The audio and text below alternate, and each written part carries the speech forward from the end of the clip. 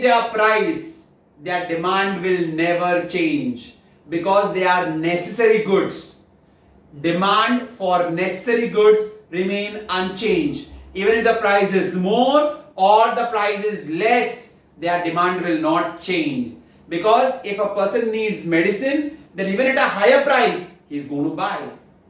If the price is low of the medicine, if it doesn't require, he is not going to buy. So, nature of the goods, like all the necessary goods, their demand is going to remain unchanged, whatever may be the price of the goods. So, the next one is nature of the goods. Next, we have size of population. Demand also depends upon the size of population.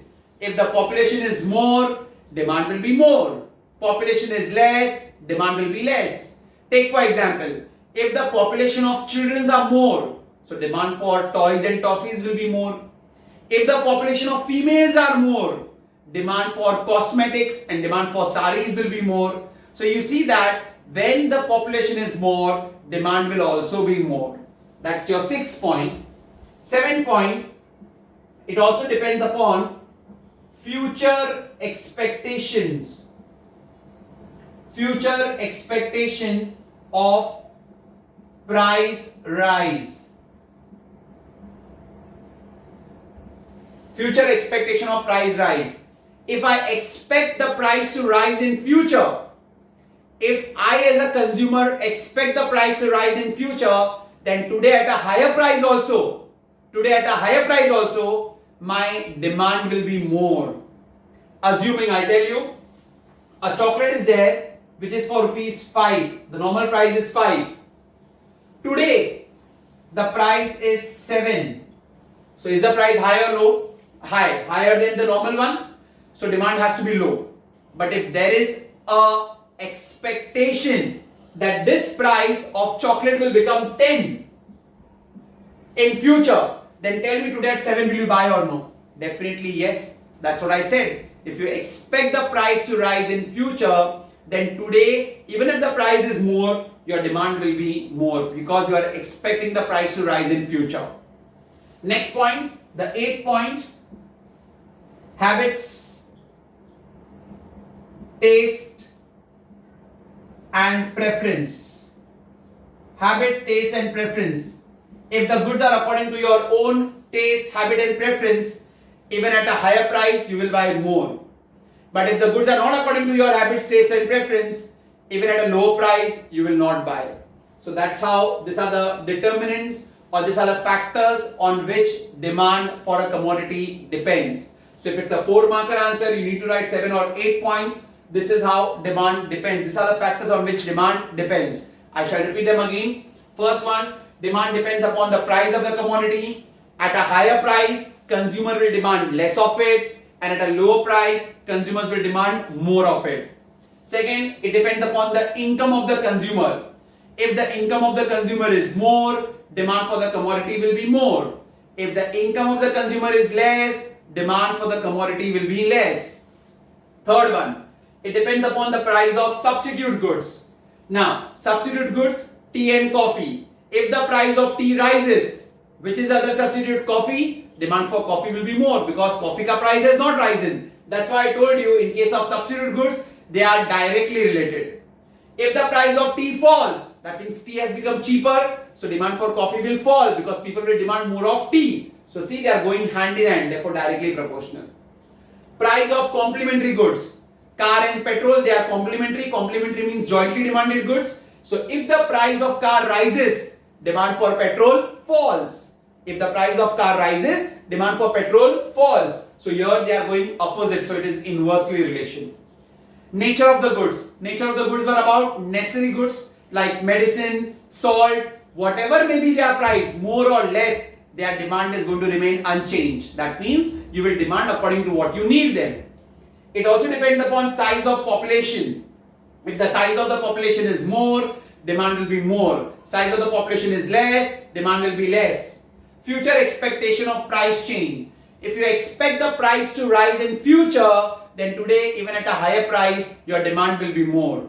And if you expect the price to fall in future, then today then today even the price is low, you will not buy because future mate is going to fall.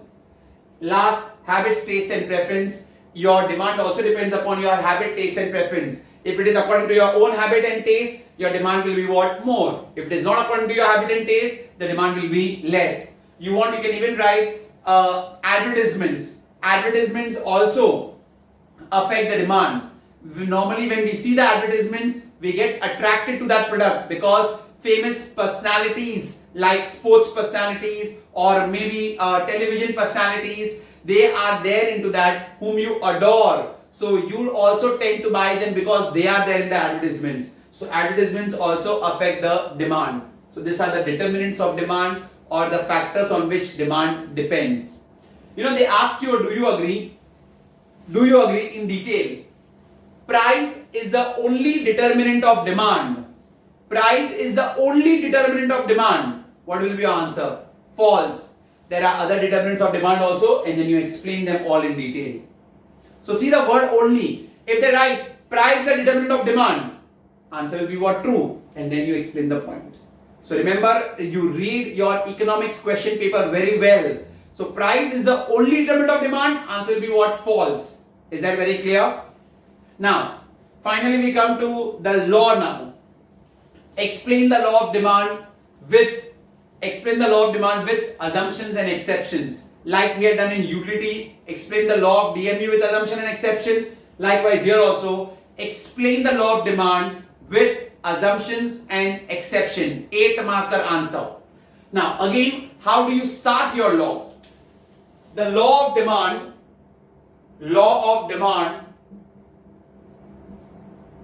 is also propounded by, so you are giving the introduction first, propounded by Dr. Alfred Marshall, the one who had also propounded the law of DMU, Dr. Alfred Marshall. Do you remember in his book, which book? Principles of Economics. Principles of Economics, published in the year 1890. Published in the year 1890. So law of demand is proposed by Dr. Alfred Marshall in his book Principles of Economics, published in the year 1890. Now, you give the statement of the law. What is the statement of the law, which we have already discussed? Other things being equal, you need to write that. Other things being equal,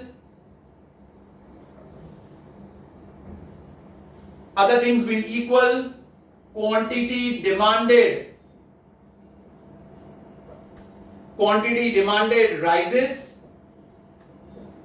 with a fall in price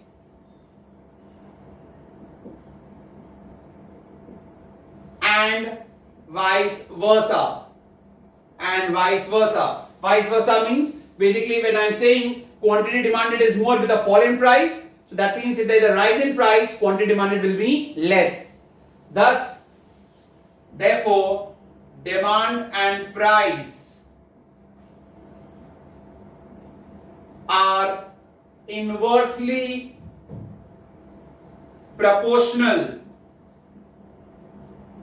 to each other. Demand and price are inversely proportional to each other.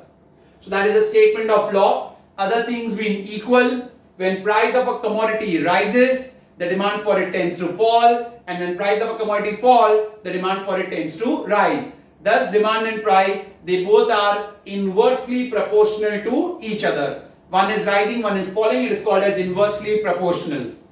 The next one now will make the schedule, the individual demand schedule. Demand schedule. We have already discussed upon individual demand schedule. So you write over here price and you write over here demand. Price and demand. Demand is in kg. Price 1, 2, 3, 4, 5. Demand 50, 40, 30, 20 and 10. This is in kgs. So at price 1, the demand is 50. At price 5, which is highest, the demand is 10. Okay. So at each price, at each rising price, you see the demand is what? Falling. That's what we did in the law. Then as we have made the diagram, draw the diagram. Now let's see the diagram.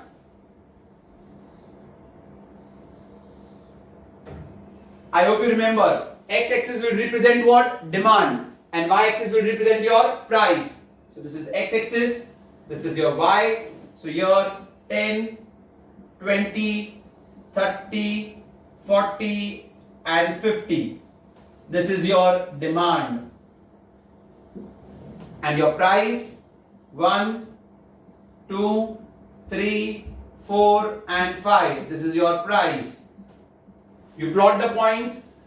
When the price is 1, demand is 50, price is 2, demand is 40, 3 it is 30, 4 it is 20 and 5 it is 10.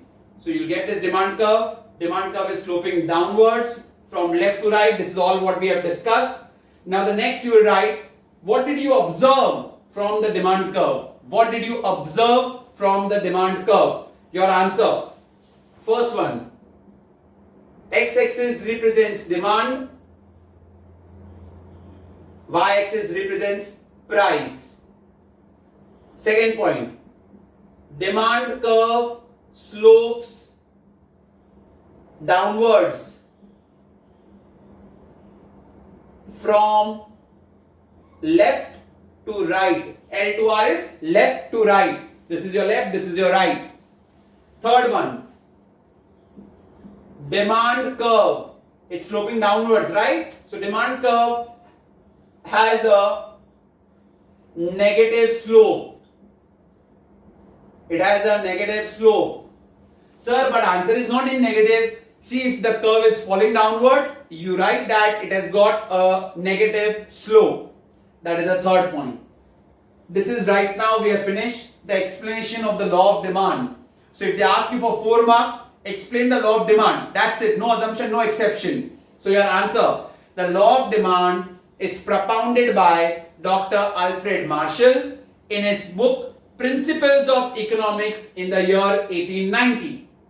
Now, what is the statement of the law? Other things being equal, quantity demanded rises with a fall in price and vice versa. Thus, demand and price, they both are inversely proportional to each other. That's it. Then you make the demand schedule. Demand schedule. You can also write the definition of individual demand. Individual demand is a quantity demanded by a consumer at a given price during a given period of time. Then you write price and demand.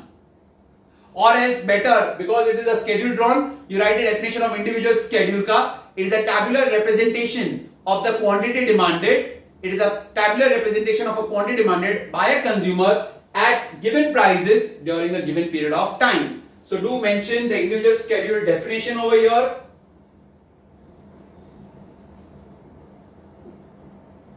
After that,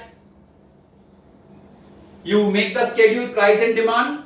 Then you drew the diagram. From the diagram, what did you observe? X-axis represents demand, y-axis represents price. Second, demand curve slopes downwards from left to right. And third point, demand curve has a dash slope. It has a negative slope. Coming down, it will always be into negative slope. Is that very clear? So till here we have finished the law of demand. Assumptions and exceptions are left. Now I move on to assumptions. Assumptions of the law of demand. Now for the assumptions, the best part is the answer is already done. No need to remember any points if you have heard the previous explanation. Now what are the assumptions of the law of demand? Can you see these points? That is the determinants of demand. They are only your assumption. Sir, how they can be my assumption? Let's see. Assumptions of law of demand. Which are your assumptions? First point. Sir, how will I write this point as my assumption? Your answer, for every point, just write no change in. No change in. So, my caption will be no change in price of the commodity. It is assumed that price of the commodity does not change. So, if the price of the commodity will not change, then demand will follow according to that only. So it is assumed that the price of a commodity does not change. Second one, no change in income of the consumer. No change in income of the consumer. Sir, why? See, if the income of the consumer will rise, then even at higher price he can buy more because he has got enough money. That is why we are, for our law to be true, we are assuming that the income of the consumer does not change. Third one, no change in price of substitute goods. Why? Because if the price of substitute goods will change, then consumers' demand will change from one product to another product. My law will again go wrong. So we assume there is no change in the price of substitute goods. Likewise, no change in price of complementary goods. Otherwise, again my demand will change for the other good. So no change in price of complementary goods. Next one, no change in size of population, because if the size of the population increases, then the demand will always be what? More. Size of the population falls, demand will be less. Sixth one, no change, no expectation of future price change. No expectation of future price change. If I expect the price to rise in future, then today at a higher price also I was buying, then I would go against my law. So I don't expect the price of commodity to rise in future. Next one, no change in taste, habit and preference. Why, sir? If the goods are according to my taste, then even at a higher price I would have bought. It would go against my law. So I don't expect any change in taste, habit and preference. Then you can even add up. No change in the nature of the goods which was left.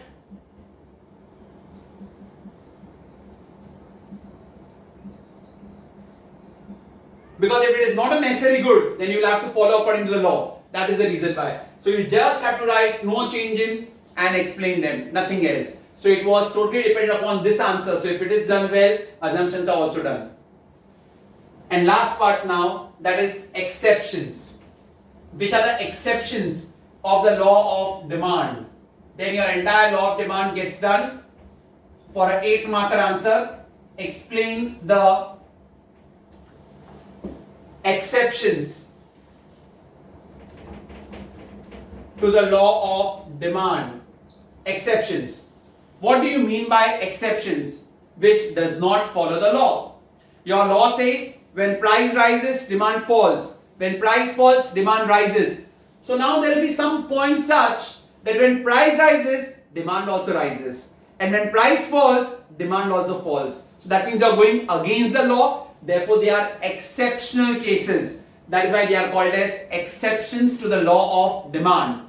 Now, the first one under exception to the law of demand is given goods. Given goods are also called as inferior goods.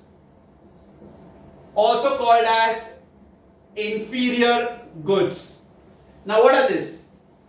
When the price of some commodity, they are inferior goods. So when their price falls, the demand for them will also falls because their quality is not good. So even if they are sold at lower price, will you buy them? No. In fact, at every falling price of the inferior goods, the demand also falls. I'll give you a very good example. You went to buy some vegetables. One person is selling vegetables on a table, nicely made table. He's selling his vegetables very nicely over there. And another one is selling the same vegetables near a dirty puddle. Okay, dirty puddle, is selling it down. He's selling at 50 rupees per kg, and the other fellow who's down over there selling near that dirty puddle, he's selling at 25 rupees per kg. The one who's selling on top is selling at 50 rupees per kg. And the one who's down over there near the dirty puddle is selling at 25 rupees per kg. Tell me, will you buy that 25 rupees per kg? No, because they are inferior quality. So even if the price are low, the demand for them is low. That is why they are called inferior goods, called as given goods also. Please ignore the next para, what Sir Giffen had observed. Just write the first para currently. Second one, we have prestige goods. Prestige goods like jewelry, diamond. For the rich, when their price rises, they demand to buy more of it. They tend to buy more of it because they want to show off. So when price rises, demand for jewelry, diamond is more.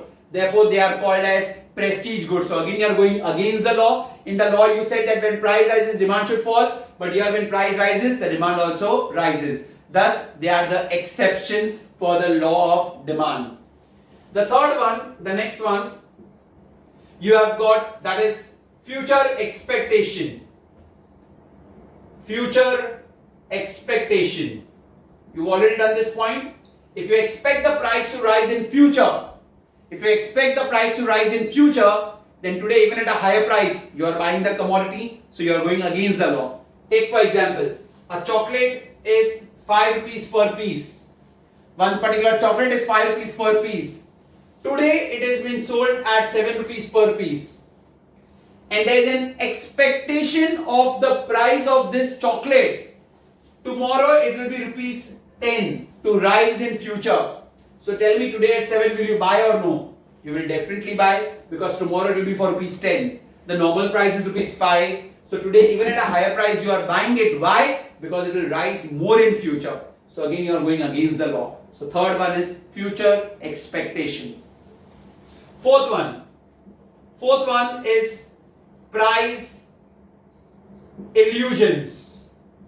Price illusion.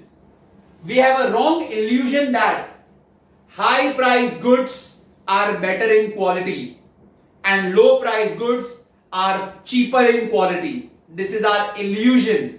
That is why people prefer to buy branded goods at a higher price also.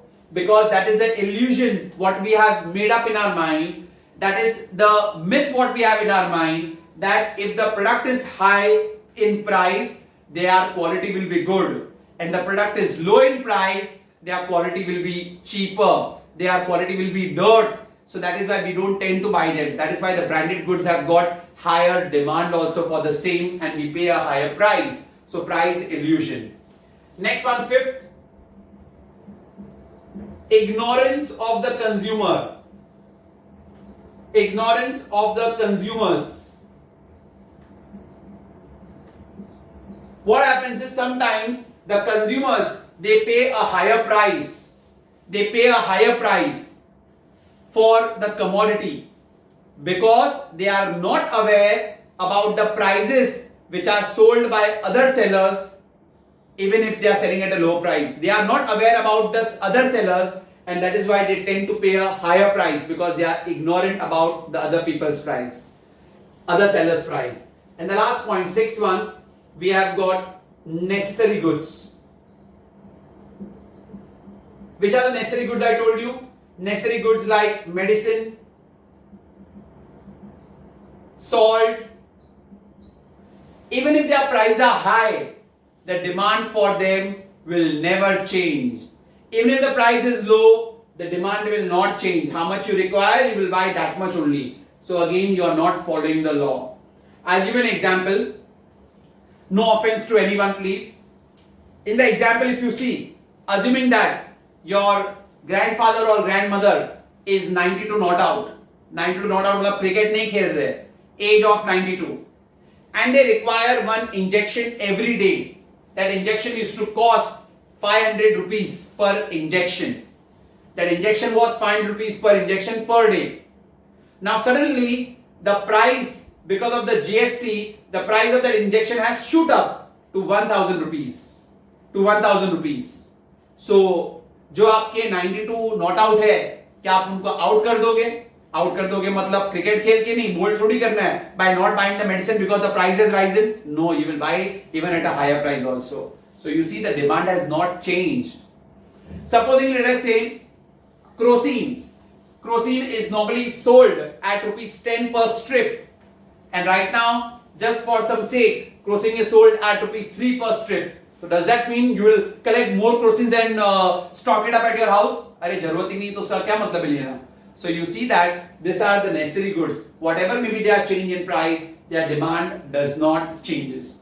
So these are the exceptions. They are going against the law. That is the reason why they are called exception. First one is given goods. Given goods are called dash goods, inferior goods. Even if their price is low, the demand for them is also low. Second one is prestige goods, that is jewelry, diamond. Even if their price is more, the demand for those goods are more by the rich people. Future expectation. If I expect the price to rise in future, then today even at a higher price, I tend to buy what? More. So you are going against the law. Price illusion. There is an illusion in our mind that only and only high price goods are having good quality and low price goods have got very poor quality. And that is the reason why we buy higher price goods thinking on that quality. Next one, ignorance of the consumer. You buy a commodity at a higher price because you are not aware about the other sellers who are selling the same quality, same product at a lower price. You aren't aware about it. That is ignorance. And necessary goods like medicine and salt, whatever maybe they are priced, the demand for them does not changes. So thus they are the exceptions. This is your entire answer for 8 marks. I repeat again. Explain the law of demand with assumptions and exceptions. The law of demand is propounded by Dr. Alfred Marshall in his book Principles of Economics, published in the year 1890. The statement of the law: other things being equal, when price of a commodity rises, the demand for it tends to fall, and when price of a commodity falls, the demand for it tends to rise. Thus, demand and price, they both are inversely proportional to each other. Then you write the demand schedule definition. Demand schedule is a tabular representation of the quantity demanded by a consumer at given price during given period of time. Then you write the schedule: price 1, 2, 3, 4, 5, demand 50, 40, 30, 20 and 10. At price 1, which is least, demand is highest at 50. At price highest at 5, demand is least at 10. Then you draw the demand curve. What did you observe from the demand curve? X-axis represents demand, Y-axis represents price. Second, demand curve slopes downwards from where to where? Left to right. Third, demand curve has a dash slope, negative slope. So from here till here is your 4-marker answer. Now assumptions. The same factors, just write no change in, and this becomes your assumptions. Which are the exceptions? What do you mean by exceptions? We do not follow the law. They go against the law. Now for the same exceptions, they can even ask you a question. Do you agree? In some cases, demand curve has a positive slope. Do you agree? In some cases, demand curve has a positive slope. Your answer will be true. These are the cases when demand curve has a positive slope. Sir, how like that? Sir, you just said demand curve has a negative slope, it slopes downwards. But see now, these points, they don't follow the demand, the law of demand. When price falls, demand falls, and when price rises, demand also rises. So that is why here, the demand curve has which slope? Positive slope. So the positive slope will be this way. So demand curve has got positive slope for the following cases. So these are the cases when demand curve has a positive slope. So they will ask you, do you agree? In some cases, demand curve has a positive slope. Justify for 4 marks. Yes, demand curve has got positive slope in certain cases. These are the cases. Is that very clear? Now, for an 8-marker answer, if they ask you, explain the law of demand with assumptions. So you explain the entire law of demand. Assumptions also from inside matter. In exceptions, you'll only write the captions. Same like law of DMU, what I told you. Explain the law of demand with exceptions. Explain the entire law. Assumptions, write only the captions, and exceptions write in detail. Sir, what if they ask us explain the law of demand for 8 marks with assumption and exception? Then so definitely you have to write all. And this you remember. In some cases, demand curve has a positive slope. So only exceptions will come. These are the cases when demand curve has a positive slope. Is that very clear? So the law of demand answer is also over. Now we move on to the next question. The next question is, why does the demand curve slope downwards? Why does the demand curve slope downwards? Let's see. Why does the demand curve slopes downwards?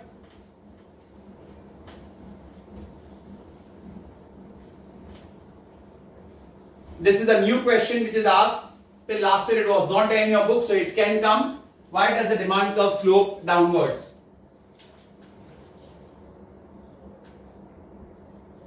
Demand curve slopes downwards. Here we have 5 points over here also. Demand curve slope downwards for the following reason. First one, law of DMU. That's the caption. Second one, income effect.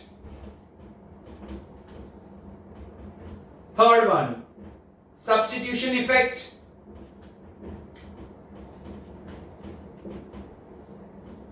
Fourth one, multi-purpose uses.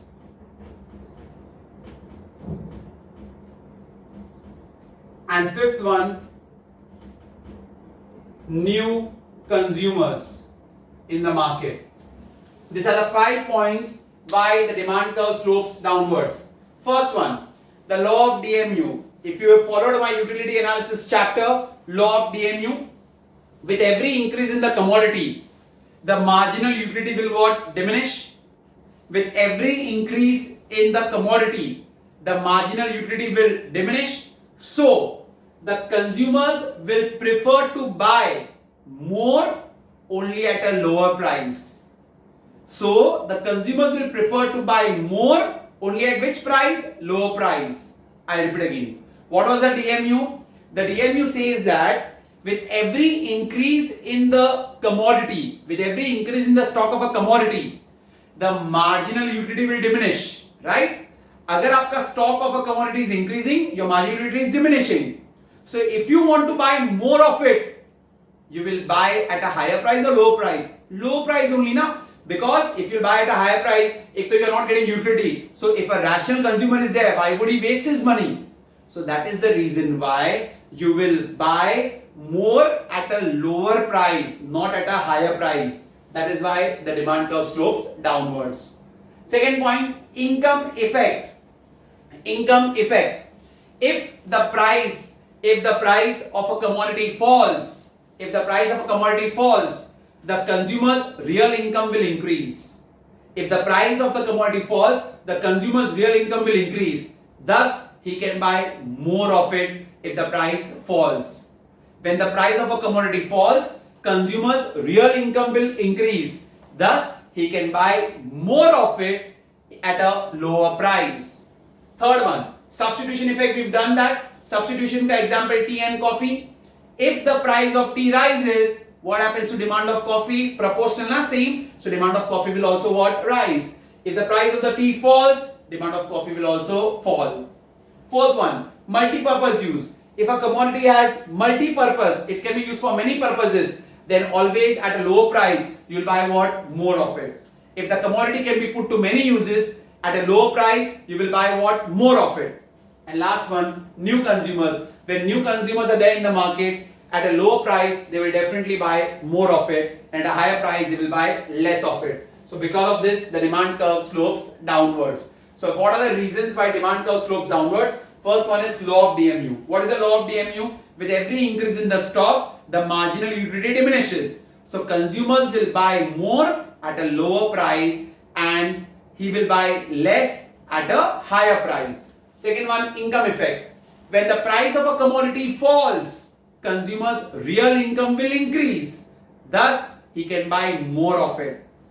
Third, substitution effect. When the price of the substitute falls, when the price of the substitute good falls, the demand for it will also what? Fall. And when the price of substitute goods rises, the demand for the other goods will rise. Fourth, multi-purpose. If the product can be put to many uses, then at a lower price, you will demand more of them. And last point, new consumers. New consumers, if they are added in the market at lower price, the demand will be more. So these are the reasons why demand curve slope downwards. Is that very clear? This answer is given much before in the chapter, but once you understand, then only I can show you this answer. So I taught you this later. Now the last part of the chapter, very, very important. We have, that is changes in demand and variations in demand. First, we shall discuss about variations in demand. Variations in demand. Under variation in demand, we have got two: expansion of demand,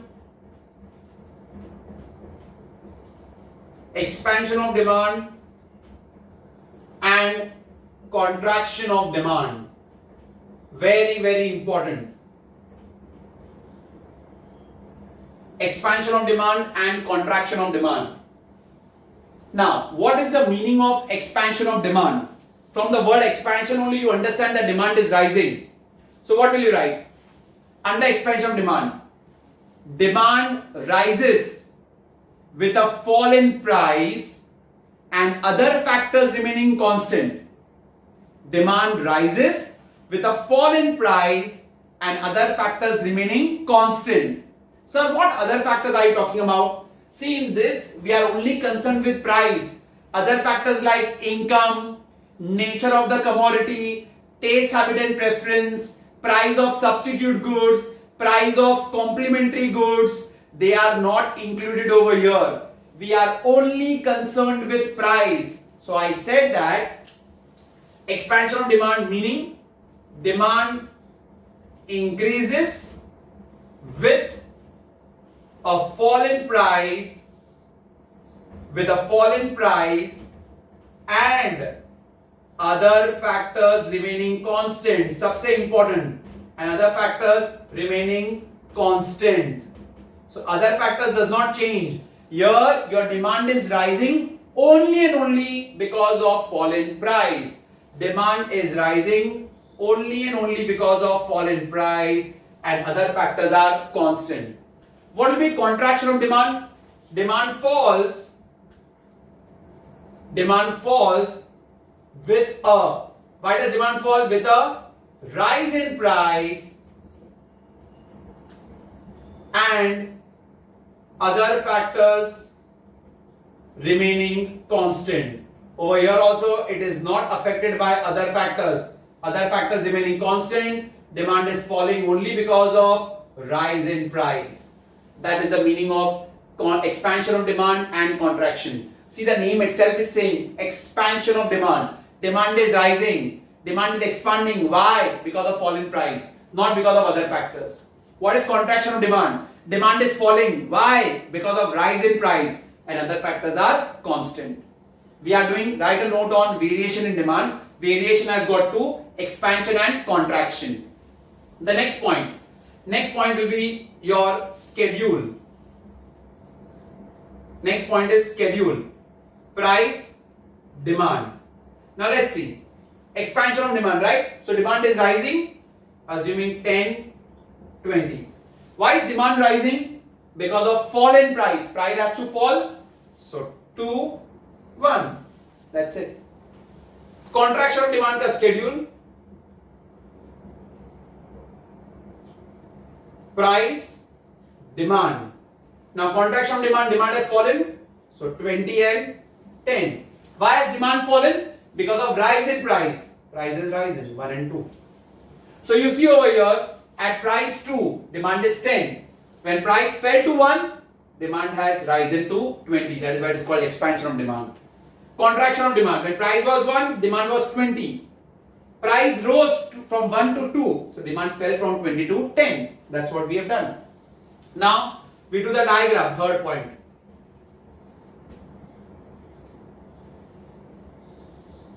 Diagram, draw the demand curve first. Demand curve slopes downwards. Make that demand curve. For here also the same. That's what demand curve falls. Now let's start. O, when price is 2, first price is 2, price on the y-axis. How much is the demand? 10. So if this is the price 2, this is demand 10. Okay? Now price has fallen to 1. So but obviously I will mark down only because price has fallen to 1. If price has fallen to 1, see, automatically demand has risen to what? 20. That's what we wanted to prove. So price has fallen. So that is basically The movement of the demand curve is downward. Price has fallen now, so it is downward movement. So my next point, here there is downward movement of demand curve. There is downward movement of demand curve. Now take for example over here. First the price is 1, so mark anywhere in between. Demand was how much? 20 as given over here. Then price has risen to 2. So definitely 2 I will mark up only. So when the price is 2, you see automatically demand has reduced to what? 10. So in this case the price has risen. So here there is the upward movement of demand curve. So upward movement of demand curve. That's it. For variation in demand, there are two: expansion and contraction. What is the expansion of demand? Meaning, demand rises with a fall in price and other factors remaining constant. We aren't talking about income, population, etc. Contraction of demand. Demand falls with a rise in price and other factors remaining constant. If you don't write other factors remaining constant, marks are cut. Schedule, price and demand, price and demand. Now here there is expansion of demand, but the demand is increasing. So first write demand ka figures 10 and 20 increasing. Why is demand increasing? Because fall in price, price has fallen 2 and 1.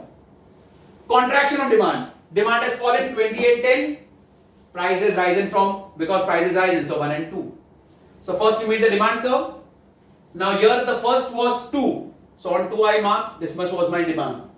Then it is 1, so I will mark 1 down, so the demand has got increased. So you see that when price fell, demand has increased. So now your price has fallen now, so it is downward movement curve. The curve is shifting downward, so I wrote over here downward movement. Here it has risen, so upward movement. Here it has risen, so this has basically contracted. That is upward movement because the price has risen.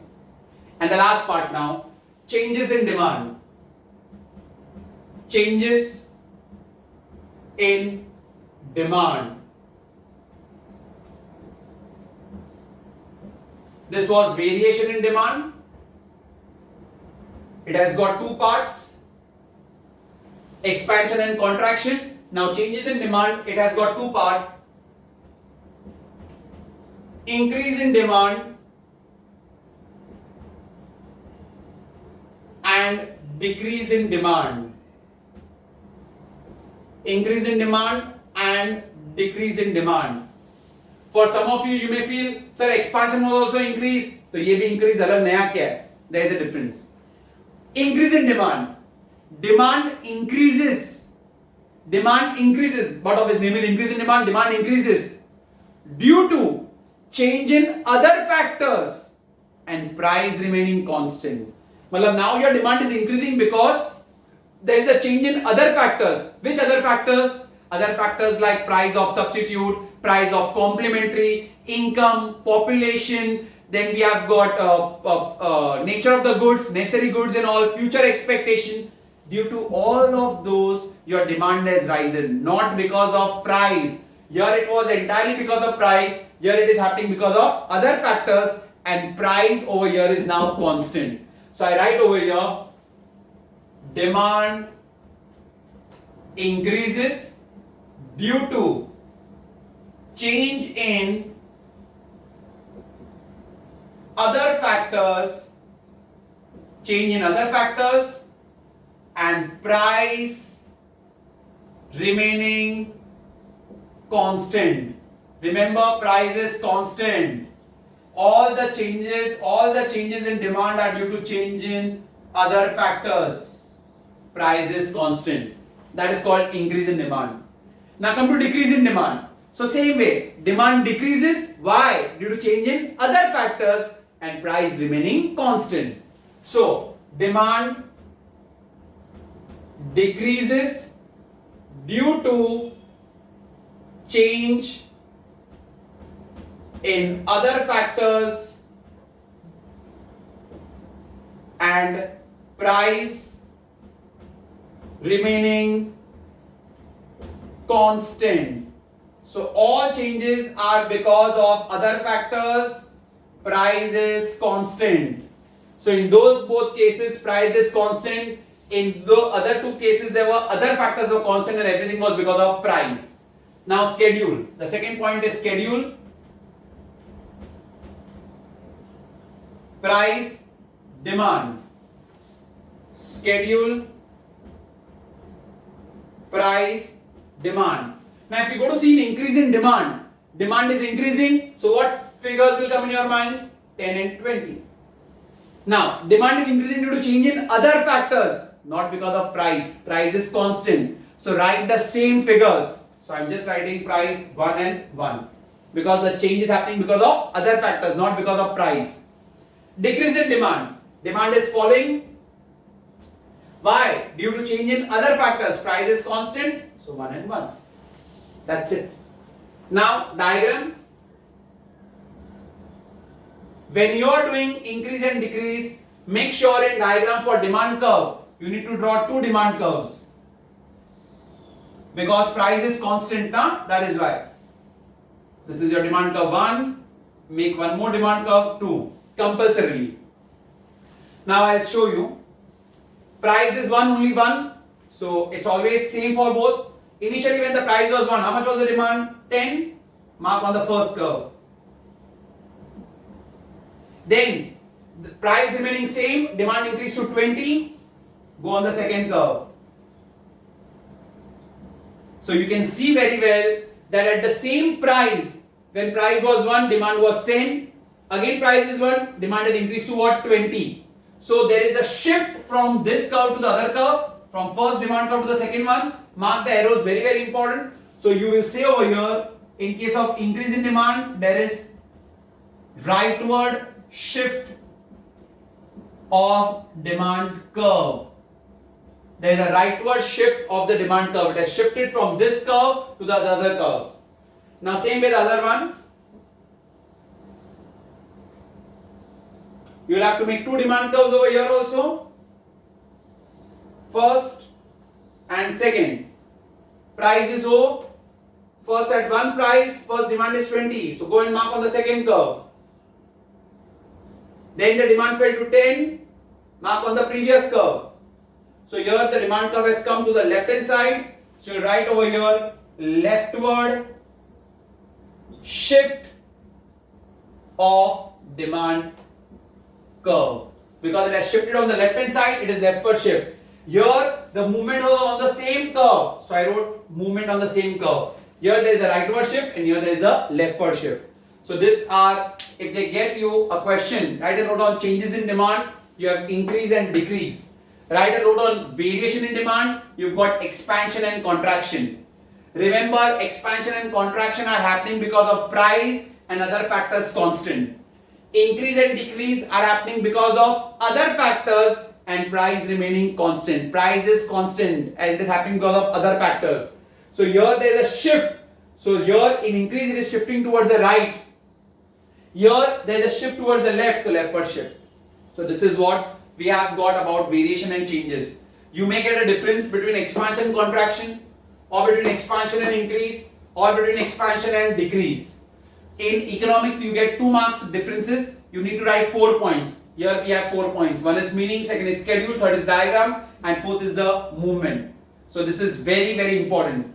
Mind you, whatever points I have been jotting on the board, whenever you are watching the video, try taking a screenshot of the video so that you can get this thing, whatever is mentioned on the board, so it's easier for you to understand also by doing it.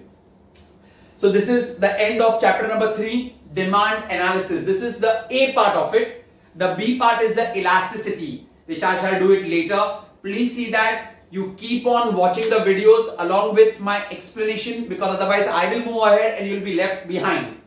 Today we have embarked upon demand. First we did the definition of demand. Demand is equal to desire plus willingness to buy plus ability to pay. Then we have done the definition of individual demand schedule, then the demand curve. Same way then we have done market demand schedule and the diagram for that. Then we have done types of demand. Which are the types of demand? Direct demand, indirect demand, joint demand, composite demand, and the fifth one we have competitive demand. Then we had done what are the factors on which demand depends or determinants of demand.